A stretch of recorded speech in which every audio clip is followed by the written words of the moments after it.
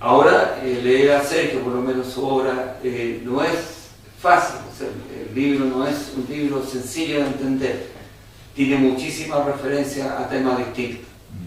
Cuando preparé, ¿cómo se llama? El prólogo, tuve que por lo menos 2 o 3 semanas leer de temas que absolutamente no conocía.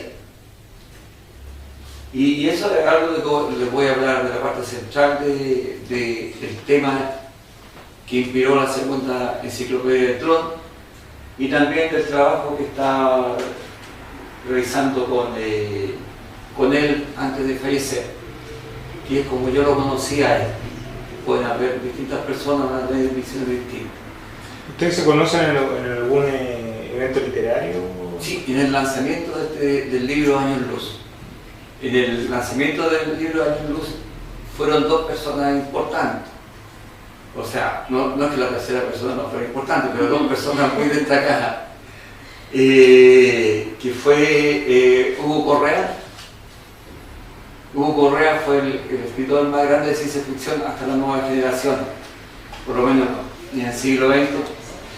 Él escribió una novela que se llama Lo Altísimo, que es toda una cosmología, una novela bastante compleja también, que fue muy conocida en su tiempo y después pasó al olvido. Pero en la época final de Hugo Correa, lo tomó la nueva generación de escritores y por lo menos le dio ¿cómo se llama? Lo revivió y le dio el beneficio de quererlo, de saberse querido en esa época. O sea, nosotros tenemos en el mundo, concebimos el mundo en general como que las interacciones son locales. Vale decir, nosotros estamos en un lugar físico e interactuamos por lo que está cerca. Pero en el paradigma holográfico es todo un mundo holístico donde todo interactúa con todo en cierta medida. Y hay todo un modelo matemático y físico detrás. Yo lo conocí porque estudié inteligencia artificial. Y la inteligencia artificial se estudia ¿cómo se llama? Las redes neuronales, con modelos matemáticos de redes neuronales. Y una de las cosas que hacen las redes neuronales es que uno puede sacar una parte de la red neuronal y sigue funcionando igual. Uno le da una porción de una imagen y reconoce la imagen completa, la puede reconstruir. Estamos hablando de lo mismo, del paradigma holográfico. Y por eso llegué a Sergio. Después de la presentación conversamos y empezamos a trabajar. Esto fue parte del discurso que él dio en el lanzamiento de ¿cómo se llama? Años Luz.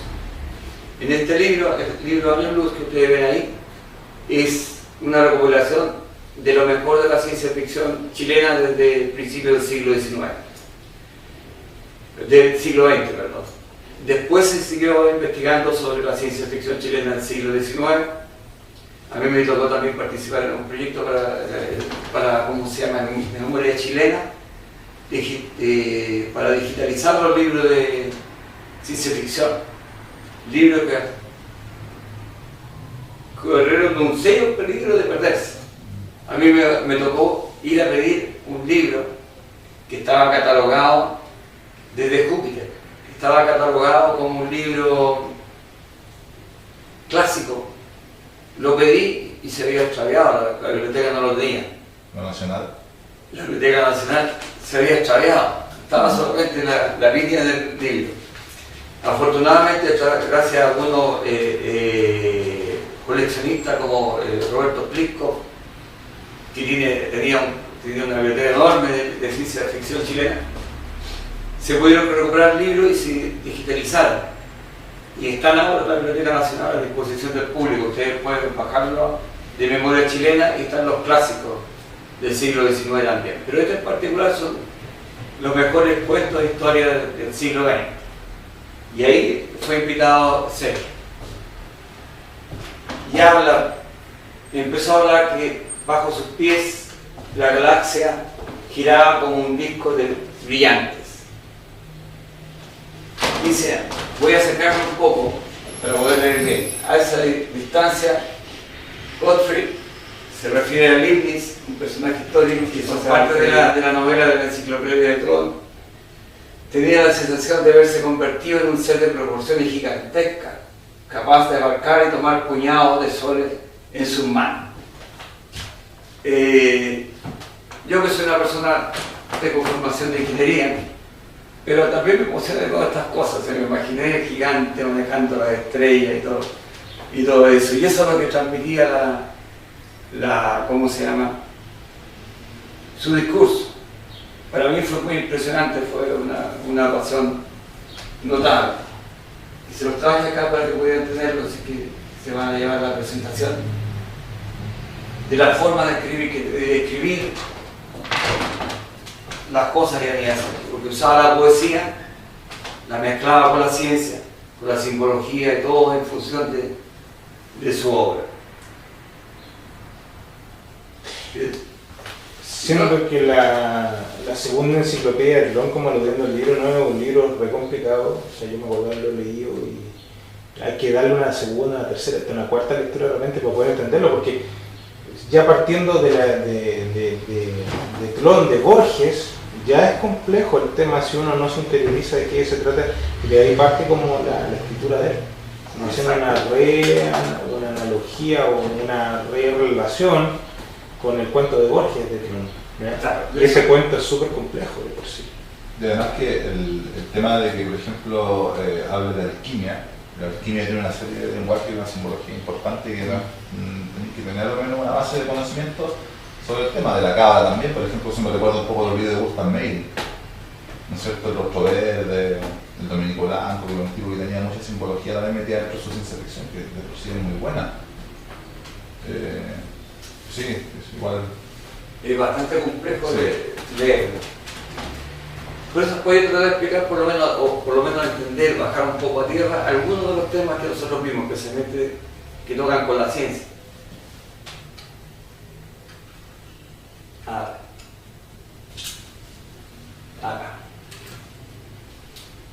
Entonces, básicamente la segunda enciclopedia de Tron, la primera enciclopedia viene del cuento de Borges, que es prácticamente impronunciable. Tron, Ukbar, Orbis, Tertius. Ese es el cuento de Borges. No me acuerdo en qué colección está, pero está, o sea, es factible verlo, encontrarlo. Yo lo tengo. Y en ese cuento, una sociedad secreta escribe una enciclopedia. Estamos hablando del año, esto se hizo en los años 40, ¿no? 44 aproximadamente, o 25 creo que fue. Borges describe una sociedad secreta en un cuento relativamente corto, que escribe una enciclopedia. Su finalidad es escribir una enciclopedia de un mundo ficticio, que a medida que la va escribiendo se va convirtiendo en real. Pero al final del cuento hace una profecía, dice que hará una segunda enciclopedia de Tron. Y la segunda enciclopedia es la novela de Sergio Meyer. Sergio Meyer también se inspira en la obra del poeta inglés William Blake, quien en sus poemas describe la ciudad inconclusa de los artistas. Tiene un nombre Gualdonusa. ¿Ya? La ciudad de 4 dimensiones cuyas puertas se abren a todas las demás. No sé si lo podríamos decir, pero podríamos fijarnos en que desde ya Borges está hablando de alguna manera de realidades virtuales, que es también el tema ¿cómo se llama? de Sergio. Borges describe un mundo hecho de palabras, un mundo virtual que se convierte en real. Se está anticipando a temas como la Matrix y otros temas de ese tipo. Usa influencia científica y religiosa. Todo lo que es la teoría, la teoría de la ciencia. No la ciencia establecida, sino la hipótesis científica de lo que vendrá. Por lo tanto, habla mucho de habla de computadores cuánticos, hace 10 años atrás, están más de moda que antes, habla del universo holográfico, etc. Influencia de Lovecraft, que todos ustedes han leído Lovecraft, me imagino que... Influencia de la ciencia ficción, metalenguaje, y también influencia del cómic, de un cómic bien particular que alguna vez lo leí, que lo mencionó, que es la Liga de los Caballeros Extraordinarios, del 99. La idea del copy and paste. Uno toma personajes en ciertos contextos de ciertos libros y forma una nueva historia, nuevo ámbito, copia de escenario, copia de historia, etc. Por eso ustedes se fijaron que tienen personajes tan extraños como el Dr. Smith o Jack el Destripador, que vienen de distintos universos que se arman en un universo bien especial. Entonces, estas son algunas características que no pretenden agotar de ninguna manera la novela, sino es una interpretación personal de lo que viene ahí. Cuando Sergio Meyer habla del paradigma holográfico, nos tenemos que fijar en lo que se conoce como paradigma. Paradigma es un modelo de la realidad. La ciencia funciona a través de paradigmas, no a través de verdad. O sea, hay personas por ahí que dicen que la ciencia se acerca a la verdad. No es cierto. Lo que hace la ciencia es formar modelos de la realidad. Y cuando el modelo no sirve, no se ajusta, se cambia por lo que se ajusta mejor.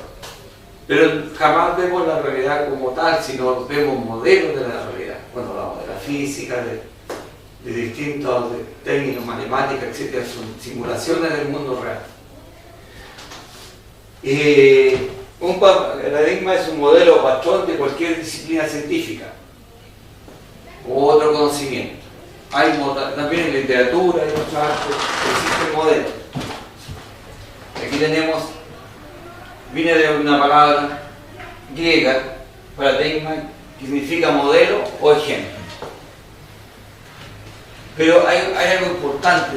Durante el siglo pasado, un historiador de la ciencia llegó a la conclusión de que la ciencia progresa a través de la destrucción de paradigmas. Hay un paradigma actual donde se empieza a estudiar y van apareciendo poco a poco excepciones y se produce una tensión cada vez mayor entre el modelo y la realidad, hasta que se destruye ese paradigma y se cambia por otro. Por ejemplo, el paradigma de la ciencia humana podría ser el psicoanálisis de Freud. Esa es una verdad hoy, pero quizás en el futuro no lo sea. O puede ser la relatividad de Einstein, que en este momento es un paradigma, puede que en el futuro no lo sea. O que el modelo de Einstein sea solamente una aproximación parcial a la realidad. Y que hay una realidad más amplia que necesita un modelo más vasto. Ese es el concepto de paradigma. Ahora, eso es como una introducción al paradigma holográfico, que es la idea de Meyer. Entonces, hay formas de ver el mundo. Por ejemplo, los mapuches tienen un mito fundacional chileno, que es de la serpiente Caicay y Tren Tren, ya que son dos serpientes gigantescas, la serpiente de la tierra, protectora de los seres humanos, y la del mar, que amenaza con destruir el mundo. ¿Ya? Ellos explicaban, yo me imagino que esto se basa en un hecho real, alguna vez voy a publicar algo respecto a eso, de que me imagino que por allá por el siglo XI o XII, ya hay buena evidencia, hubo un cataclismo en Chile de proporciones. Y para explicarse ese tipo de cataclismo, ¿ustedes en qué terremoto tuvieron en el 2010? Yo desde el 85 en adelante. ¿Ya? Sí. ¿Vivieron en el 85? Sí, yo desde el 85. ¿Se dieron cuenta que la Tierra oscilaba como una serpiente? Claro, como una onda. Sí. Entonces, obvio que hay una serpiente ahí, o Claro. sea, es una analogía. El mito está asociado con algunos hechos verídicos.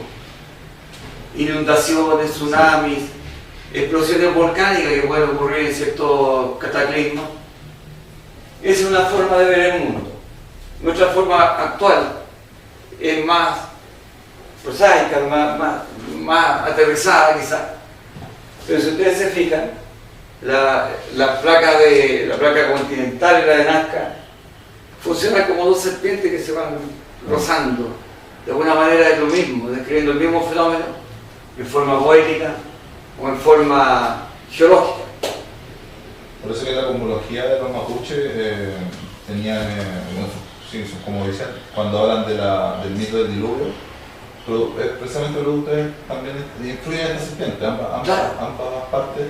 Y como dice usted, tiene que haber ocurrido un momento que ellos vivieron, ¿no es cierto?, que lo asimilaron a una inundación gigante y junto con un cataclismo y claro, la destrucción y todo.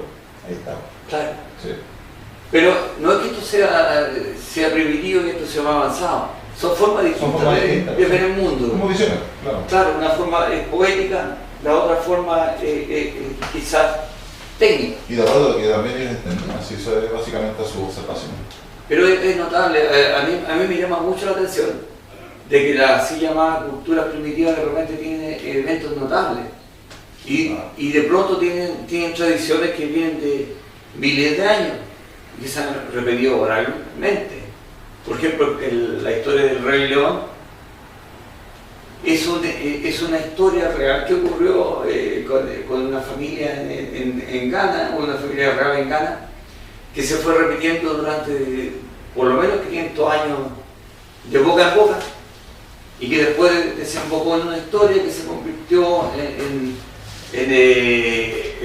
la famoso Kimba que hizo Tezuka, el animador, y que después copió Walt Disney, copió sin ningún derecho y hizo el famoso Rey León.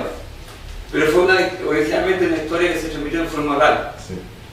También Otumatúa. ¿Cómo sabemos que Otumatúa llegó a Isla de Pascua aproximadamente en el año 700 después de Cristo? Porque se transmitió su nombre en forma oral a los isleños, desde el momento que llegaron a Isla de Pascua. ¿Cuántos años fueron? Por lo menos 800, 900 años en que ese conocimiento se fue transmitiendo en forma oral. Así que hay formas de ver el mundo. Hay paradigmas que se destruyen, por supuesto. Famoso el paradigma de la Tierra plana. Pero todavía hoy usamos el paradigma de la Tierra plana. Cuando un arquitecto construye, jamás toma en consideración, por ejemplo, que los pilares deberían irse abriendo, si están apuntando al centro de la Tierra. O cuando ven un terreno, se ve el terreno plano, a menos que el terreno sea muy grande, no hay que hacer ninguna corrección geológica. O sea, nosotros de todas maneras, a pesar de que sabemos que vivimos en una Tierra redonda, seguimos pensando en que nuestra Tierra es plana, por lo menos localmente plana. Pero este paradigma se rompió porque hay evidencia. Por ejemplo, si uno mira el horizonte, ve que el barco va bajando con los sensores, que algo extraño está ocurriendo aquí. Y también ve la sombra de la Tierra en la Luna. ¿Quién le quitó ese pedazo a la Luna? Fue la sombra de la Tierra. Esas son evidencias que ocurren por los paradigmas.